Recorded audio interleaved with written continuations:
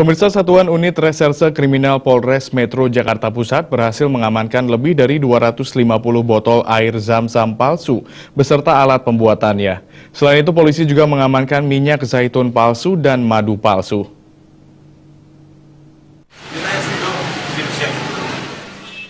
...250 lebih botol air zam-zam palsu berukuran 5 liter, 1 liter dan botol kecil ukuran 40 ml ini merupakan hasil dari penggerebekan petugas yang dilakukan di 3 tempat berbeda. Awalnya polisi menggerebek sebuah toko oleh-oleh khas Timur Tengah di kawasan Tanah Abang yang ternyata menjual air zam-zam palsu yang kemudian dikembangkan hingga berhasil mendapati pabrik rumahan yang memproduksi air zam-zam palsu di kawasan Kramat Jati, Jakarta Timur, dan Serengseng Kembangan, Jakarta Barat.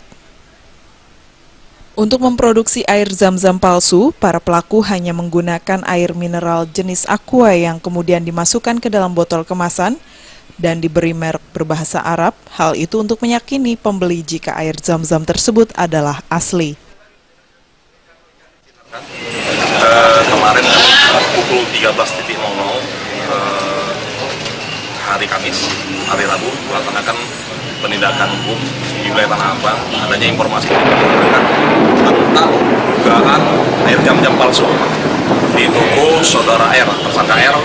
Kemudian anggota kami melakukan penggerebekan, didapatkan beberapa barang bukti air zam-zam dalam kemasan yang sudah dikemas ukuran 5 liter, kemudian ukuran 1 liter, ukuran 340 mili.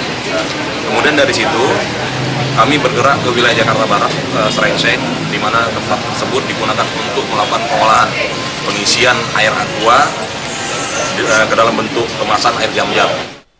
Di dalam 2 pabrik rumahan tersebut, polisi juga mendapati produk minyak zaitun palsu dan madu palsu yang diberi label khas Timur Tengah dengan merek Al-Shifa.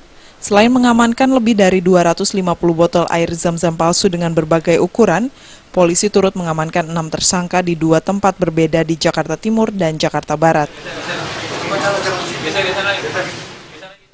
Dari Jakarta, Rizky Nur Muhammad.